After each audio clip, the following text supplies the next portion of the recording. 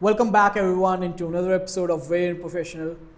This is Eddie, and I've been working in the tech space for the last 8 years with various different big tech companies. And I have Ganesh with me over here.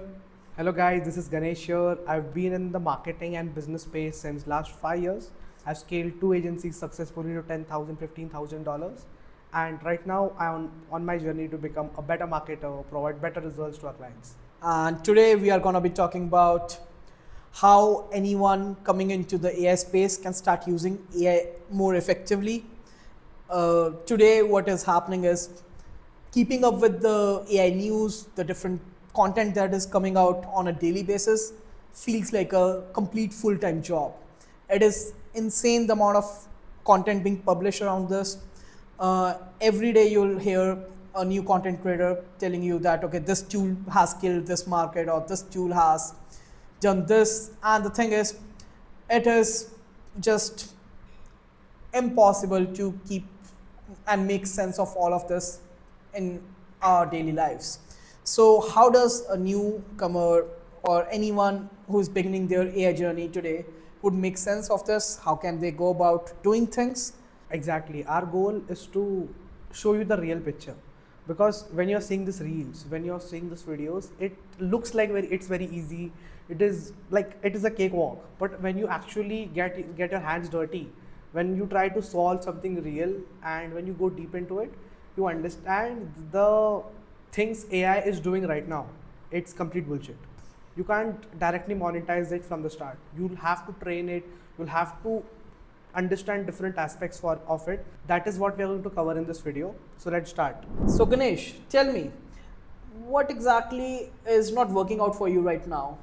Like you run a agency already, you face different problems using AI on a day-to-day basis.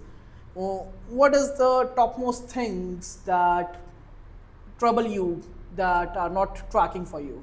Exactly. So over the last 90 days, we have been heavily trying to understand how we can use AI to leverage our business in multiple aspects. For example, lead generation, outreach, client delivery in some sort of things. But one of the things I've understood is when we try on it on a small scale, it works pretty well. But when you want to scale that and you want to do that repeatedly for 2, 3 clients, it starts breaking. So Eddie, what do you think? Like, why does these things happen? That's a very astute observation, Ganesh. What you are talking about is basically that you are able to make AI do things on a one-off basis where you give it something even tough and it is able to handle it and you feel like, okay, it's so amazing. But the moment you try to scale that use Yeah. case, the moment you try to make things deterministic over a series of jobs uh, repeatedly, that is when things start to break out. Because scale is always a problem. That's a very old thing, I would say, in terms of what big tech companies have been solving over the years. Scale is when things break, and AI is primed for that because AI is undeterministic by nature. It is not deterministic. And what you are trying to do is solve problems that need some degree of determinism using completely undeterministic methods without putting on some checks and balances into the system. So bro, how non-tech people can learn this? Because I think these things are easy for you because you are a developer and you understand things. But if you see in the market, 90% of the people teaching they don't know anything. They have just read something or they have watched someone else reel and they are copying it. Yeah, So how can a beginner who's non-tech from a non-tech background, how can he approach this? well, we'll talk about a thinking pattern that people can start using. But you are very accurate when you say that people are consuming a lot of content, and a bunch of content online is just like people talking about that they are AI experts. Yeah. And what happens is the moment you look at it, it is more like they are just reviewers of tools or they are just reading a brochure of a website. And that is one of the big problems because assuming different intent on a brochure is not gonna get you good results. Same issue with tools. Every day, new tools come up, and you are just constantly trying to switch and do different things with different tools. But the thing is, to some degree, or unless there is a breakthrough and a leap forward, what happens is most of the tools are not going to have a big change. The delta that is there in the experience won't be huge. So you can still stick with a single tool and apply some of your models about how to make things work. These are mental models, Yeah. and get better results. This is the learning I think we want to preach over here in this podcast, where in this episode I want to talk about how you can build a thinking model or a mind pattern while using AI, so that you can transfer skills around getting good results out of different models, so that you're not just stuck with one thing. You can just do the same thing with different models or frontier models, of course. But the idea is it's not the case that you can just achieve one thing from Claude only. You can achieve it from any model if until the time you have some thinking patterns around. Also, I actually like the way you think about any problem, and I think one of the things that helps you is focusing on fundamentals of everything. Whenever we have a conversation, I hear at least 50 times from your mouth fundamentals, fundamentals, fundamentals, fundamentals. You always focus on that. So can you tell me how can someone learn the fundamentals of using AI? I would say, I know I do keep on saying that fundamentals, it's a word, Yeah. or like core principles of things, or like Yeah. breaking things down to first principles. And I would say that is a thinking pattern that Okay. people can adopt, where they can try to simply break problems into individual smaller chunks.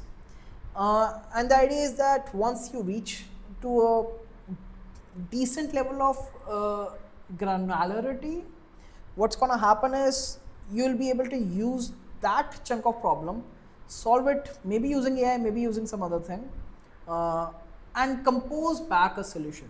So it's just a way of breaking things down. And when I say fundamentals, what I really mean is understanding that one of the things, for example, recently I've been seeing is people are starting to assume that AI is super intelligent and is another human being, or even better than that. And it is true, it has information, it has a feel to it which Yeah. rivals humans and even go beyond most people. But the thing is, it is not human. And the thing is, making that assumption or operating from that subconscious assumption even breaks the pattern of thinking, because you'll ask things and assume that Claude knows it. Claude knows it. And the thing is, Claude does know it, but it also knows thousand other things. Yeah. Claude knows, let's say, everything, because Yeah. you have trained it on so much data. How would Claude figure out that this is what it needs to think about, or this is how it needs to think about? And that is why context matters so much. The right context matters so much. This is what context engineering preaches. And you have different fields of studies over here, but you do not need to study and be experts in each of these fields to have a better thinking model. Because just by improving how you think and going by a certain pattern, which we'll talk about, you can improve your results, and you can even solve problems that are something that AI is flopping out on right now for you. Interesting. So basically, you are trying to say, if we are using Claude, it knows what is right, but it has 100 different variations of right. That is what you're trying to say. So it is not able to give us the output we want. If we give it more context, then it will give us the right output. Exactly, and it's not just about context. You kind of need to give it a way to think as well. What Claude- do you mean by the way to think? Well, if you are asking a vague question, or let's say you ask it a question where certain judgment has to be made, that is vague, because a judgment needs some pattern, and sometimes it is intuition based, which would be very tough for any of the models to do. But even if it is not intuition based, a very vague surface level question asking a model to do something for you and expecting great results breaks. Because model is gonna come up with a bunch of things, trying to make that judgment the first time, the second time, and the third time maybe it does something different. Because it is not following a pattern. It has not established. There were different ways to make a judgment. How do you make a judgment is not something that you have established, and that is very important. That is what providing the right context would mean over there. That you take up a thinking pattern, how you would make that judgment, rather than asking Claude to just make the judgment. You also need to teach it or give examples of how to make a judgment. What's the thinking pattern for it? Do we need to do that manually? Because let's say I have a thinking pattern. If I want to give Claude a lot of inputs and tell it, you have to judge this by this 5 parameters, and here are the example. But creating those 5 parameters is very hectic. So do you think we can use Claude for creating the judgment ideas and giving it more context so it can make judgment based on that? That also works. I never said that the judgment pattern that you have in your mind or how you are going to judge is also something that you are supposed to come up with on your own. The criteria itself can be brainstormed with Claude itself, and you can negotiate on a particular pattern. The thing is, right now, without a mechanism for Claude to do it on its own, it won't do it, or it won't do it in a deterministic fashion, in a fashion that you would want. So it could the first time do it and you see the result and you're happy. The second time it might mess up things. And that is what you see when you are facing issues where you do something one-off, it works. When you try to scale it, it doesn't. Because you haven't solidified the pattern or how to make a judgment. And there are different ways to do that. As you said, one is give a lot of examples and then ask to match behavior against examples. But there's one more where you can develop a pattern or a framework of how to make a decision, what to evaluate, how to answer those questions, what questions to ask exactly to make a judgment, and how to think about that. And essentially that is what is needed to add more determinism into the system. It's not the case that you're reducing non-deterministic behavior to zero, but it is more towards tending to zero, or like you're trying to reduce the... It is basically like an intern. Like when an intern comes up, you have to give him proper training. Then it will make some mistakes. You will sit and shadow that intern, or the intern will shadow you for a week, and eventually it will get better. Exactly. So that is how you want people to use Claude, right? That is how you should look at it. In fact, I wouldn't even want to call it an intern. I would rather want to call it a very intelligent machine, and focusing on the word machine so that people do not lose the notion that they are interacting with the machine at the end of the day. And a machine has traditionally needed needed a human to tell it what to do, and that is still kind of true, although what needs to be told it to the machine to achieve a result might have changed. Initially you might have had to tell machine X amount of things, but you now maybe just need to tell it Y amount of things, and you can achieve the same results, and you are able to achieve maybe a lot more things that you were unable to achieve before. That is there, but at the end of the day you still need to give some structured input, some context, and context is not just about the problem, it's about how to solve the problem as well, or it could be about how to think about the problem as well. And all of that is something in itself you can use Claude to come up with, and then feed it back into it, making the decision it's right or wrong, or this is the thing that you want Claude to consume in the cycle or the iteration, and then run with that to create your final results. And the thing is, this is exactly what, when you try to evolve it in an engineered fashion, starts to converge towards creating skills. But we'll talk about skills some other time. Yeah, interesting, bro. Like this was helpful for people, I guess, because many of the people I have observed using Claude and AI tools, they are like, "Bhai, sab ek saath kara lo," and they're like, "Bro, find me this thing, generate leads," but they don't understand that LLM has a lot of information, and that is why they're getting wrong results or not so efficient results when they try to do it at scale. But Eddie, tell me this, like most of the people watching this video either will be people who want to start an AI business or people who are in college and trying to get into AI or working professionals. So how can a person who wants to keep up with AI deal with it? Because we both know that we are also like very heads on with AI tools and everything. We are like curious, है भाई कुछ नया आया है try करके देखते हैं. So how can people approach it? That's an important question, Ganesh. For example, people in colleges used to be always confused. Which language should they learn? Should they learn Java or should they learn Python? And this is very much true in Indian colleges, where knowing these things is your pathway to a job placement. And the thing is, I find a lot of similarity in what's going on right now with that situation.